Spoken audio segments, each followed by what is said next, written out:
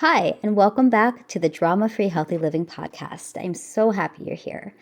I'm taking some time off to focus more on my family, but in the meantime, I'm sharing some of my old favorite solo episodes with you. I hope you find this one helpful on your health and fitness journey. And if you want regular nutrition and wellness tips, join me at jessicacording.substack.com. When you subscribe, you'll get a free guide on what to eat to manage stress.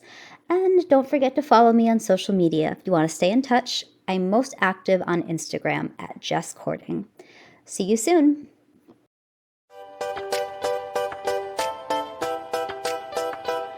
Welcome to Drama-Free Healthy Living with Jess Cording. I'm your host, Jess Cording. I'm a registered dietitian, health coach, and author, and I'm here to help you streamline your wellness routine and establish a sane, more balanced relationship with food and fitness so you can reach your goals without losing your mind. On this podcast, we'll talk about nutrition, exercise, self-care, mindset, and more. I'll be bringing you interviews and expert insight on the topics that matter to your health and wellness. Hey guys, welcome to Drama-Free Healthy Living with Jess Cording. I'm your host, Jess Cording, and I've got a short and sweet solo episode for you today about a topic I love to talk about, how to build a healthy plate. So seriously, I get asked about this all the time. I'm very often asked, should I be counting calories? Should I be weighing and measuring my food? How do I know what's the right amount? And I understand this stuff can be a little overwhelming, especially because we live in a society that's very much about obsessing over what you eat and taking all the joy out of it. A technique I've been using with my patients and clients for many years now is something I like to call the Overthink-Proof Plate. I mean, we have enough to think about, so why don't we make this part a little easier? I'm going to just share today several of the formulas that I recommend to help yourself enjoy a balanced meal and snack to promote optimal well-being.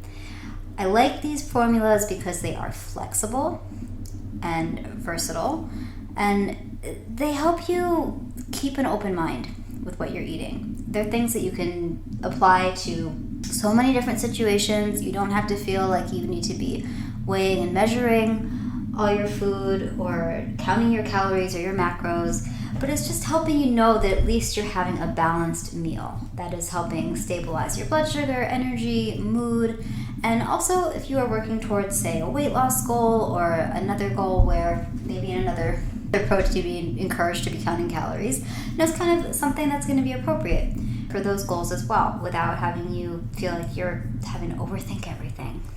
So, the Overthink-Proof Plate, let's talk about it. But before we get to that, I wanted just to share a quick question that I got. I've been getting this question actually a lot recently, but this was actually a recent listener question, and it leads into this discussion of the Overthink-Proof Plate, and that is popcorn a healthy snack?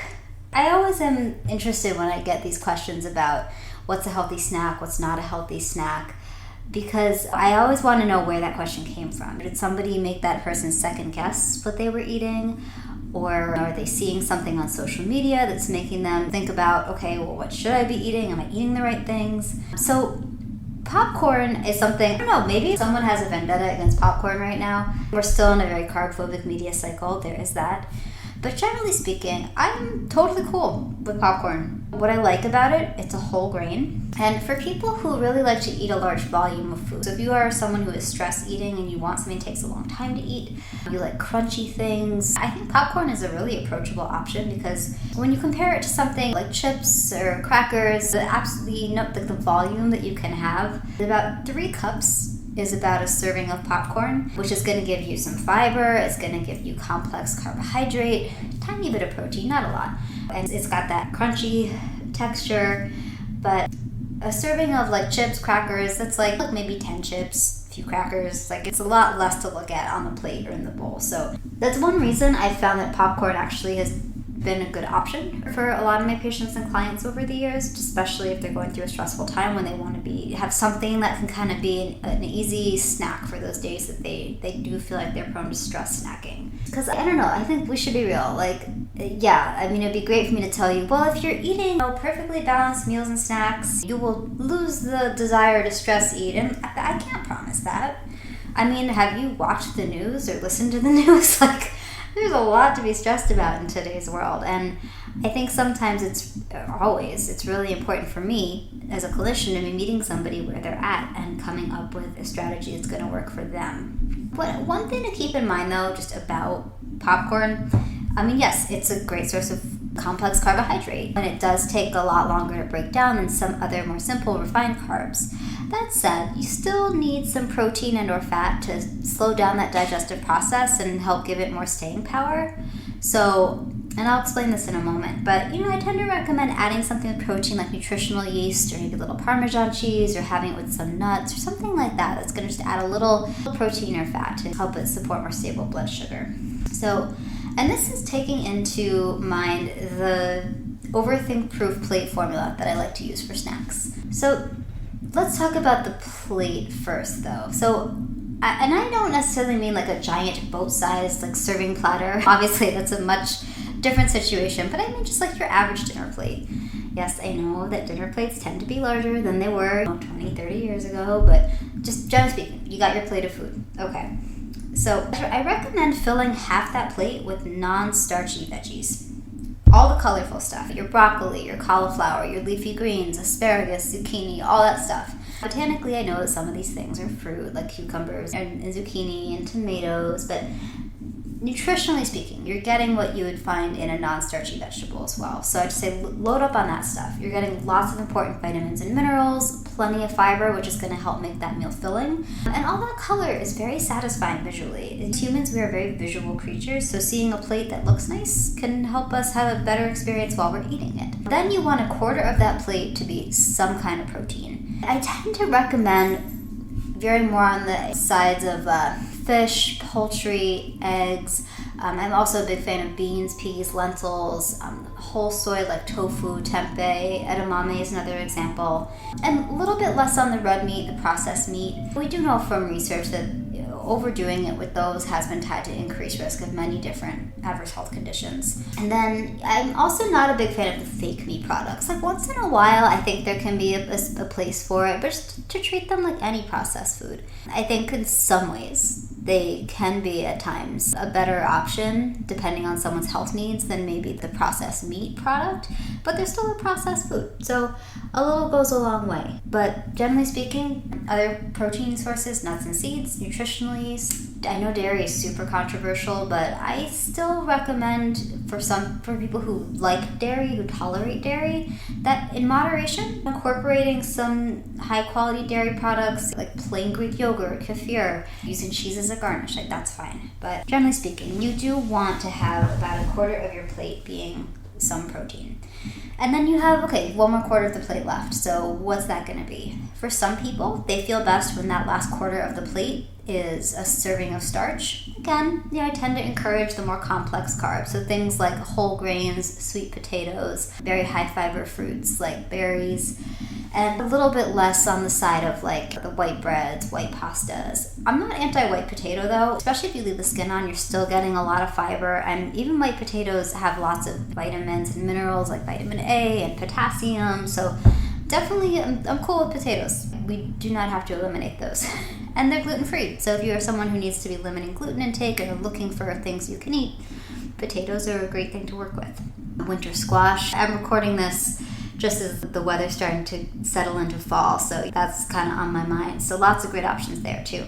Some people feel better with slightly smaller servings of carbohydrates, so for those people, maybe their version of the Overthink-Proof Plate has that last quarter of the plate being a little bit starch, so maybe an eighth of the plate is starch, and then that last little bit is some extra healthy fat, maybe a garnish of nuts or seeds, some avocado slices, little guacamole or hummus, beautiful thing. So I tend to recommend following that formula for at least one of your meals a day, though I encourage 2 meals, so maybe lunch and dinner. And then let's talk about breakfast, because that's another question I get, because sometimes I'll share that formula and people are like, well, I don't want to eat vegetables at breakfast. Some people do. I know I happen to love savory breakfast that includes vegetables, but hey, variety and mixing it up, and we all have different needs, different preferences. But generally speaking, whether you're doing vegetables or not at breakfast, you want to have something with protein, So that could be coming from eggs, or maybe you're putting some peanut butter on oatmeal, or maybe you're using some collagen powder in your coffee, or putting a protein powder in a smoothie, or using milk that has protein in it, like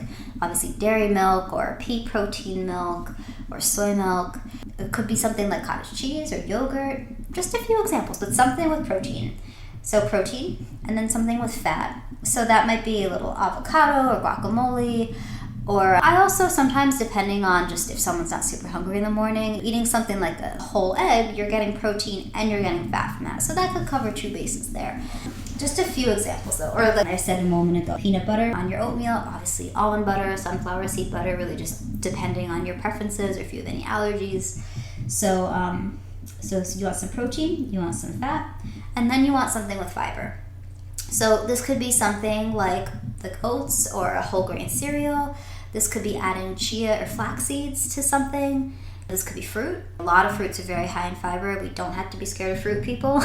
This could be whole grain toast. Or then there's certain foods like avocados, for example, which are providing healthy fats, but then they also have a lot of fiber. So lots of options. And then the last formula I like to share is a snack formula, which, again, looking at stabilizing blood sugar through the day. Like the meals that I just described, when we have anything with carbohydrate, that causes our blood sugar to go up as we digest those foods. It's a normal physiological response. It's supposed to happen. It's how we get energy. We get that quick hit of energy if we don't have enough of a balance to make sure that the digestive process is slow enough to support a more slow and steady increase and then decrease in blood sugar as those foods digest and are processed in the body. When our blood sugar is not well controlled, that's when we might find ourselves feeling really hungry randomly and kind of get frustrated by that. We might experience mood swings, cravings. I might have a harder time dealing with stress. So those are just a few of the ways that we can, in day-to-day life, we can feel the impacts of unstable blood sugar. So snacks can also support this. I think it's important to have meals that are meant to stabilize blood sugar, but then we also can use snacks strategically, especially if we have long stretches between our meals. So I always will use this example, like if you're having lunch at noon and dinner's not till like 6, 7 o'clock, like it is totally normal to need a snack during the afternoon. I can't tell you how many times I've had to make someone like just validate like the fact that they get hungry. Like it's normal, it's okay. So a snack, you want something that's providing fiber. So that could be from a grain product like whole grain bread or crackers or a piece of fruit. It could be, again, avocado. Sliced vegetables are another great way to get a lot of fiber in. So a lot of options to work with. And then you want something with fat and or protein. So maybe that's guacamole or hummus or nut butter. So for example, maybe you're having some veggies and guac as a snack. Or you're having a slice of toast with nut butter or a piece of fruit with nut butter. Maybe you're having some Greek yogurt with some berries or some chia seeds. All just very simple examples of some foods that are providing that combination to, again, keep your blood sugar stable so you're not getting ravenous between meals and that you're able to make clear-headed choices at your next eating occasion. You know, I have found in practice that people who restrict too much during the day or who don't allow themselves to eat well-balanced meals and snacks or eat enough at those meals and snacks, those are the people who are more likely to be picking on things later in the day or overdoing it on snacks at night. So that's just something to keep in mind. If you struggle with overdoing it in the evening, look at what you're eating during the day. You might not be eating enough. And I know sometimes that's something people are shocked that I'm telling them to eat more during the day. And this is like a very diet culture-y thing for a lot of folks, but this idea that you need to somehow save your calories for late in the day. And I tend to encourage, when are you busy? When do you get hungry? When do you need the energy? That's when you should be having adequate calories. I would say one exception to this Overthink-Proof Plate rule is if it's like the end of the day and you're really not that physically hungry, but you just want a little something sweet after dinner, again, don't beat yourself up over this. I'm so fascinated that this desire to enjoy a little something sweet at the end of the day or at the end of a meal, that's been kind of framed as a habit, like a bad thing we need to stop doing. It blows my mind. But I don't know, and I feel like maybe this is like inner like old Italian lady or something, but like I feel like pleasure is so important when it comes to what we're eating, and it's part of enjoying life. And when we try to take away all the things that are pleasurable or assign negative meaning to them arbitrarily, like what good does that do us, right? So if you do want something sweet in the evening, from a blood sugar standpoint, the best time to have it is at the end of a meal that provides some protein and fat and fiber, because that way you're gonna be, especially if it's something sweet that has sugar, again, carbs, which is more likely to spike your blood sugar if you eat it on an empty stomach. That little bit of something nice, it's gonna be a nice pleasurable experience, but it's not gonna jack your blood sugar and send you on a roller coaster for the next few hours. So if you are someone who enjoys a piece of chocolate at the end of your day, like, hey, I support that. You heard it here, folks. Your dietitian told you to eat chocolate if you want chocolate. So that's it. If you notice it's becoming a habit, or you find it hard to stop at just 1 or 2 pieces and it doesn't feel good, that's a time to get curious about where that's coming from, kind of what's going on, and figure out an approach that is going to work for you. Whether it's something you feel like you're able to figure out for yourself on your own, or if it helps, work with a licensed professional like an RD. We specialize in this stuff. So I hope you found these tips helpful. The Overthink-Proof Plate is just a technique I like to use with my patients and clients to simplify healthy eating, and I hope you find it useful too. As always, guys, have a wonderful day. We'll talk soon. Thank you for listening to Drama-Free Healthy Living with Jess Cording. We'll see you next time.